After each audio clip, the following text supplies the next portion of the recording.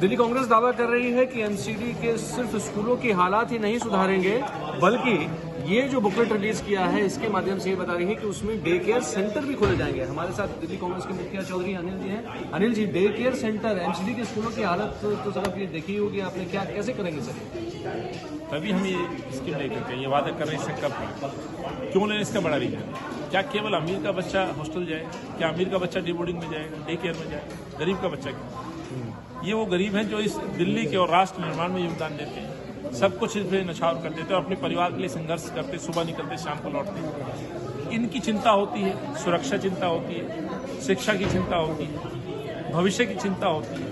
तो सबसे ज्यादा यदि किसी को जरूरत है ये बच्चों की होती है। और जब हम परिवारों की बात करते हैं तो लगभग 7.5 से 8.5 के करीब 8.5 लाख के करीब ये बच्चे पढ़ रहे हैं। और ये बच्चे, मासूम बच्चे, संसाधनों के अभाव में फिर वही मजदूरी में कूद जाते हैं, बाल मजदूरी करते हैं। माँ बाप के उसी जो टेम्परेरी बिजनेस है, चाहे वो सब्जी बेचना हो, मजदूरी करना, उसी काम में लग जाते हैं। बर्तन साफ करना हो, आया का काम हो, ये काम में लग जाते हैं। हमें इसको खत्म करना है। जब हम इक्वलिटी की बात करते हैं तो मौके भी इक्वल होने चाहिए, शिक्षा भी सभी को समान मिलनी चाहिए। तो जब मैं ये बात करता हूं तो 15 साल में एमसीडी को भाजपा ने खत्म कर दिया।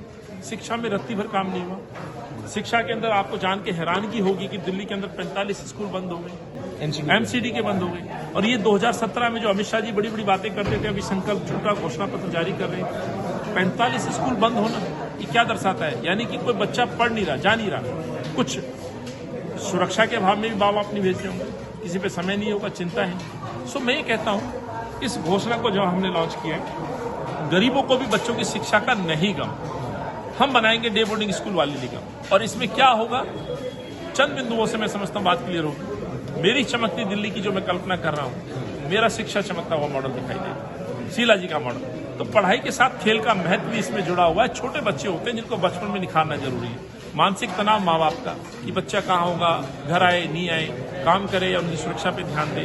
बाल मजदूरी एक बड़ा इशू है। बाल मजदूरी के लिए कई लोगों को अवार्ड भी मिल चुके हैं, लेकिन मैं समझता हूँ ये डे बोर्डिंग केयर स्कीम बाल मजदूरी पे बहुत बड़ी लगाम लगाएगा। उस सोच के साथ भी हमें देखना होगा। गरीब अमीर का अंतर जो मैं बात बोल रहा हूँ, क्या अमीर के बच्चे पढ़ेंगे, गरीब के बच्चे नहीं पढ़ेंगे? बचपन तो सबका एक ही है। इसमें वो मेरी सोच है। डिजिटल डिवाइस को हम एक जानकारी इन बच्चों को मुहैया कराएं। अमीर के बच्चे पे मोबाइल भी है, गेम भी है, हमारे बच्चे कहाँ हैं? लाइट नहीं है। चिल्ला खादर जाइए, शराब मंत्री, डिप्टी सीएम, मुख्यमंत्री के एरिया जाके देखिए क्या हाल है। वो चिल्ला खादर से पैदल जाते हैं, हाईवे पार करते हैं, जब स्कूल पहुंचते हैं। तो हमने ये सोच की है, माँ बाप बच्चे को छोड़ के जाएगा, अपने काम पे जाएगा। अभी भी मजदूर सुबह 7 बजे निकलता है, चौराहे पे जाके रोजगार ढूंढता है। तो 7 बजे पहले अपने बच्चे को छोड़ेगा, वो चिंता मुक्त होकर के रोजगार करेगा। उसकी चिंता उसको नहीं करनी। अब वो जिम्मेदारी कांग्रेस लेगी।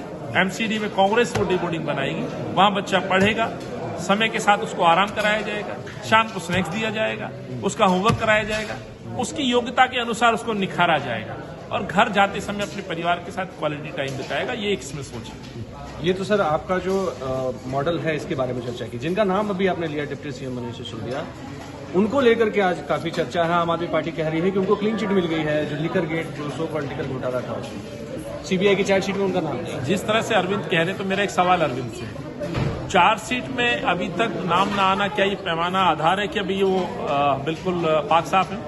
तो जहां पर एफआईआर में और चार्जशीट में नाम आ गया तो उसमें दोषी मान लो अरविंद को, या सिसोदिया को दोषी मानेंगे, इसे देशद्रोही मानेंगे? सवाल ये नहीं है। सवाल ये कि अभी चार्जशीट केवल 7 लोगों पर, ये भी धीरे धीरे देखिए, ये कोई केस बंद नहीं हो गया, जांच बंद नहीं हो गई है। ये गलत भ्रमित किया जा रहा है। सच यही है कि भ्रष्टाचार हुआ है। अब ये चुनावी जो गणित किया जा रहा है, एक दूसरे की जो मदद के रूप में जो परसेप्शन बनाया जा रहा है, ये नहीं टूट सकता। ये लोग चुनाव हार रहे हैं। आज इसको पाक साफ दिखाने की कोशिश है। ना तो केस बंद हुआ, ना ये फाइल बंद हुई, ना चार्जशीट कंप्लीट हुई, चार्जशीट। और यदि अरविंद ये बात बोल रहे हैं तो जिन जिन चीजों में चार्जशीट इनके मंत्रियों की और एमएलए की दर्ज हो गई है, तो उनको पार्टी से बाहर का रास्ता दिखाएं ना, फिर उनको बाहर करिए। यदि आप चार्जशीट में नाम ना आने को आप पैमाना बना रहे हैं, तो जिन जिन के नाम आ चुके हैं उनको बाहर करिए और देशद्रोही अनाउंस करिए। अभिषेक आनंद, दिल्ली आज तक।